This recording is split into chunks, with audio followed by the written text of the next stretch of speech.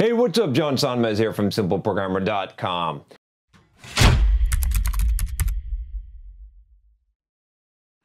Just want to thank one of our sponsors, Reach.me. Reach.me is a platform for fans to communicate with their favorite influencers, celebrities, and entrepreneurs.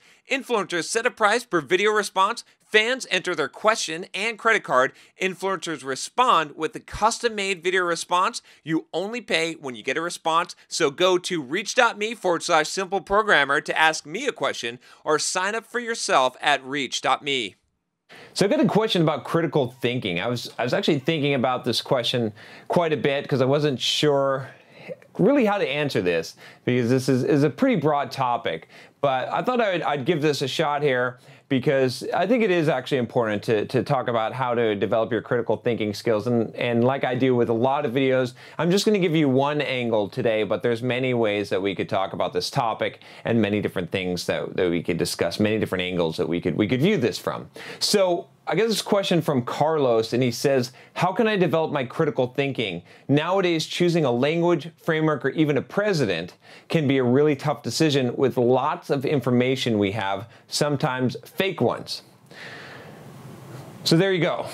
Yes, it is hard. We have a lot of information. We have a lot of information to sort through, and so critical thinking is really important. In fact, I would say that a majority of people do not engage in critical thinking skills. And what do I mean by critical thinking? What I mean by critical thinking is not to just go with a popular sentiment of what people suggest or what they say, but to actually analyze and think about things yourself. Hopefully, if you've been watching this channel, that's something that I've encouraged you to do, which is to think for yourself, right? To not just take what I'm saying, not to just take what other people are saying, not to just take what scientists say or people with PhDs or psychologists or anyone who's, quote, qualified, but instead to actually try things on yourself. When I talk about fitness, right, I talk about this all the time. I've got my suggestions and my advice, and I can tell you what's worked for me and what's worked for clients that I've coached in the past, but that doesn't mean that it's true. You still need to test it, right? You can read things in books, you can read articles and opinion pieces,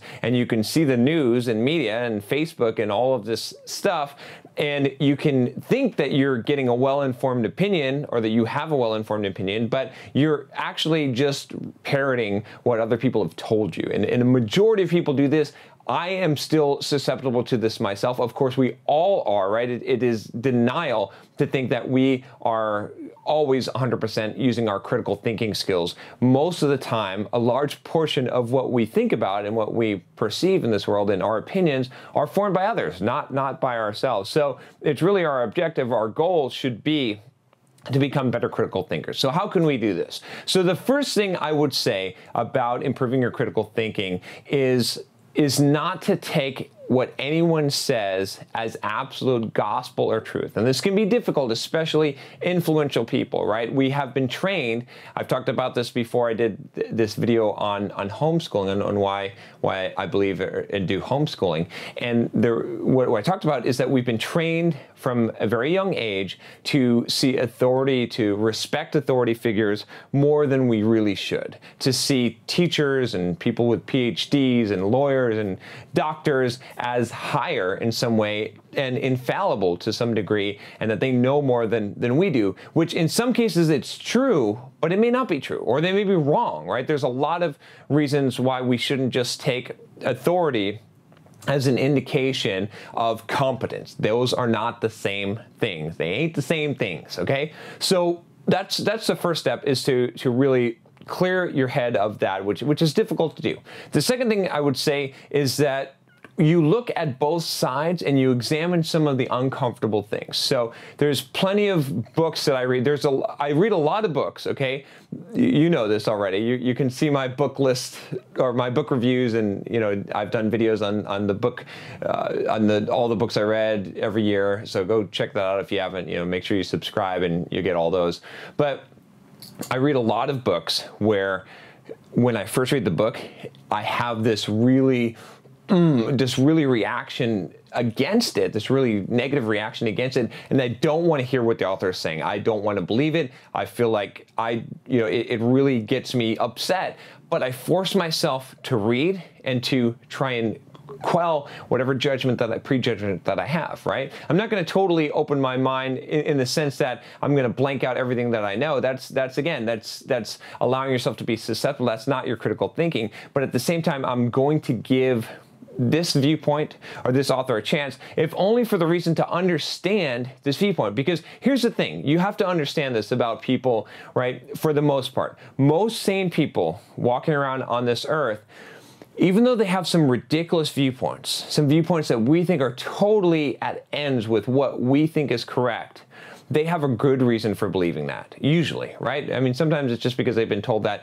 but there's somewhere someone who originated the idea, who started the following, who started the sentiment, or even the people who subscribe to it. Somehow they have some justifications, they have some things that back that up, right? Especially, you got to think about this with people that have totally different political opinions, right, than yourself, and try not to get divided into just one group or the other group. There's a whole range, a whole spectrum of opinions and things there.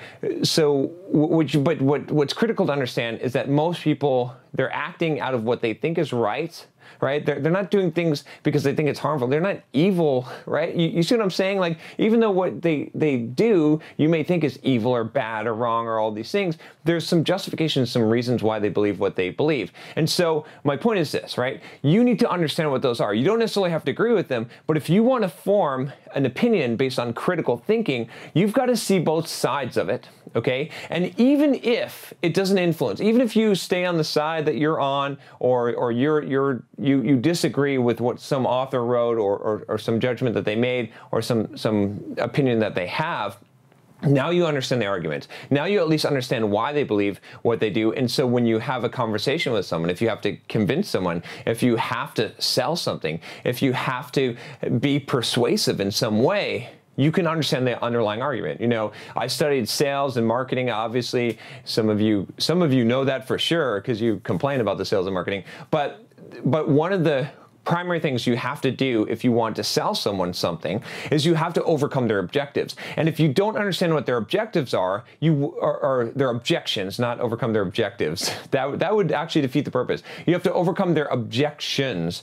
And if you don't understand what their objections are and why they have those objections, you're not going to be able to overcome them. You're not going to be able to tell them why that they don't have to be afraid, right? A lot of times, one of the objections that people have is, well, what if this doesn't work for me? And that's why with all the courses that I do, I offer money back guarantee, because, hey, I'm overcoming that objection. You know, you can try it out. You don't have to take a risk, right? This is a way to overcome an objection. But my point is, with critical thinking, you need to understand that. You need to understand what is their objection, what is their viewpoint. If you want to be able to communicate them, you'll be able to communicate much more effectively if you understand that other viewpoint. And how many times have I, and this happens to me all the time, I will have one viewpoint, okay, but I will read a book or I'll read something that is of the other viewpoint that I'm diametrically opposed to, and I will shift. I'll either shift towards the middle, or I'll shift completely to the other side. Sometimes there's a very, very compelling argument on that side. This has happened on more than one occasion on many things where, you know, you could call me a flip-flopper, but I like to call it actually gaining some wisdom, using my critical thinking to realize when I'm wrong. Because if you think about it, right, think about all the things that you believe right now, okay? How many of them are you wrong about? Right? Let's be objective here. Like think about it. Like think of, and maybe it helps to think about someone else. How many people do you know, right? And how many things that they believe are true are they actually indeed wrong about? Probably a good 50%, right? If we're going to be honest here with ourselves, it's probably half of what we believe isn't actually true. We're wrong, right? So with that, if you can take that mindset, into what you're learning about, and you can say objectively, hey, I want to find out the truth, I want to find out the information, and I want to see both sides of it, and not be invested in it, right? And to get your ego out of it, then you're gonna have much stronger critical thinking skills.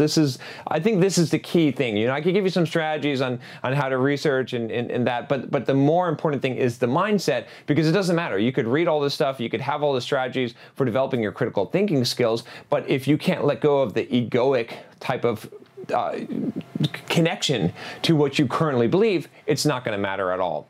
So that's what I would say. And I'll add one last point to this, which is that cut out the crap, right? There's a lot of stuff in life that you don't need to have an opinion on, that you don't need to pick a side, that you can just say, I don't know, and I don't care, and I don't care to care, right? And when I do need to know, then I'll do the research. But so many of us are sorting through, where we have so much data out there, and we're forming opinions on things that doesn't even matter to us, that we're wasting our emotional energy, we're wasting our time. So, if you really want to because, and here's why I say this, because in order to be a good critical thinker, you have to do the in-depth research. You have to investigate things, and you have to do what I'm saying, like look at both sides, read books on both sides of the subject. So if you're going to get invested in every single thing, you just don't have time. There's too much information out there. There's too much stuff. It's going to be overwhelming, like bells ringing in your head all the time, and very confusing. So instead, pick the things that are relevant to you, that you need to know,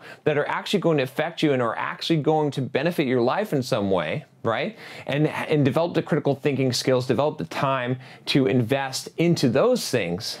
But the other stuff, as much stuff as you can ignore and not have an opinion on, and not have to, do this in-depth research on, and not use your critical thinking skills for, ignore those things, right? Ignore the news, ignore all this stuff. I tell you, because it doesn't benefit you. It doesn't make sense. And you want to actually use those resources on the things that do benefit you. All right, that's all I have for you for today on critical thinking. There's a lot more we could talk about on the actual strategies. If you want to know more about critical thinking and some of the specific strategies, leave a comment below. Let me know. Maybe I'll do a follow-up video. But this is the basis of it. All right. If you like this video, if you haven't subscribed already, click that subscribe button, click the bell to get the notifications when new videos come out, and I will talk to you next time. Take care.